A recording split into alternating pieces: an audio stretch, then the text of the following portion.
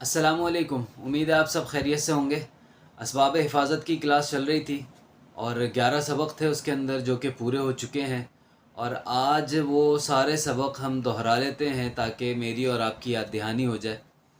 तो सबसे पहला सबक था असबाब हिफ़ाज़त में कि जुमे की नमाज़ के बाद, जुमे के दिन जुमे की नमाज़ के बाद आऊज़ुबिल्लाह बिस्मिल्लाह के साथ कुरान पाक की आखिरी 3 सूरतें पढ़ना, यानी सूरह इखलास, सूरह फलक और सूरह नास।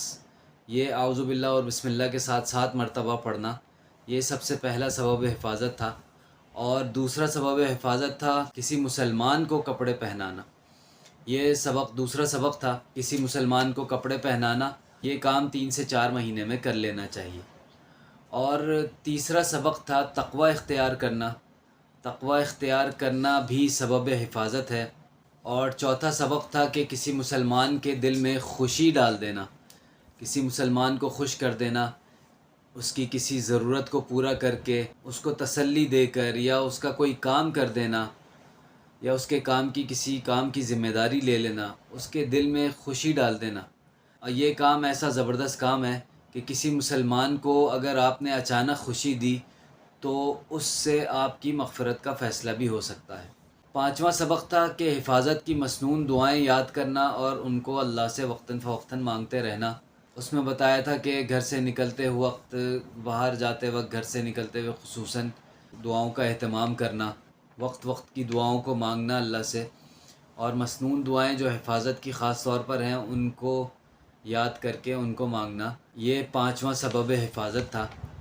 और छठा सबब हिफ़ाज़त था कि सदका करना, तमाम शराइत के साथ सदका करना, यानी सही नीयत से करना, सही जगह पे करना और सही माल से करना।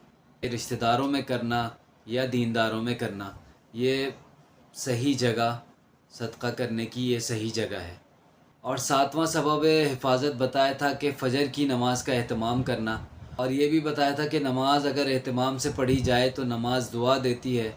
जैसे इसने मेरी हिफ़ाज़त की ऐसे ही आप भी इसकी हिफ़ाज़त करें। तो ये सातवां सबब हिफ़ाज़त था। और आठवां सबब हिफ़ाज़त था कि घर वालों का आपस में जोड़ और मोहब्बत से रहना। और ये भी बताया था कि जिस घर में घर वाले आपस में जोड़, इत्तेफ़ाक, इत्तेहाद और मोहब्बत से रहते हैं, अल्लाह रब्बुल इज़्ज़त उस घर को अपनी ख़ास हिफ़ाज़त के घेरे में ले लेते हैं, और ऐसे घरों पर अल्लाह रब्बुल इज़्ज़त रिज़्क़ को भी बरसा देते हैं। ये आठवां सबब हिफ़ाज़त था। और नवां सबब हिफ़ाज़त था सलाम को आम करना। सलाम करना बग़ैर किसी काम के, बग़ैर किसी तारुफ़ के, बग़ैर किसी मतलब के, बग़ैर किसी जान पहचान के आपस में सलाम को आम करना, ये भी सबब हिफ़ाज़त था।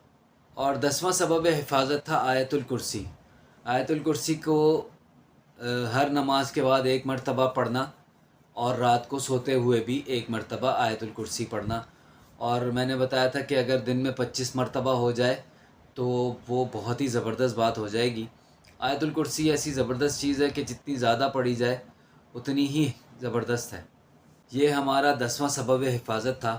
और 11वां और आखिरी सबब हिफ़ाज़त था सालेह बनना। सालेह बनना, इसकी तारीफ़ भी बताई थी कि सालेह किसे कहते हैं। सालेह वो होता है जो अल्लाह ताला के और अल्लाह ताला के बंदों के हुकूक़ को अदा करने वाला होता है। और इसके साथ साथ ये भी बताया था कि सालेह जिस जगह रहेगा, अल्लाह रब्बुल इज़्ज़त उसके साथ साथ, उसके घर के साथ साथ, उसके अड़ोस पड़ोस के 100 घरों को अपनी हिफाजत में ले लेंगे। ये थे 11 असबाब हिफाजत।